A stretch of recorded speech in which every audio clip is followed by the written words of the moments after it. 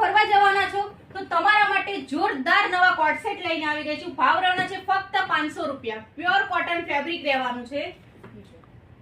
મસ્ત colour, pure cotton રહેવાનું છે.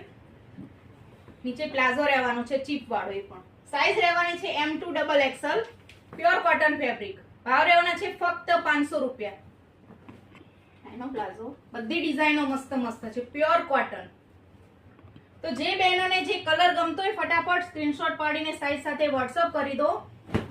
બીચ ઉપર તો એકદમ સરસ લાગવાના છે. જો આ કોટ સેટ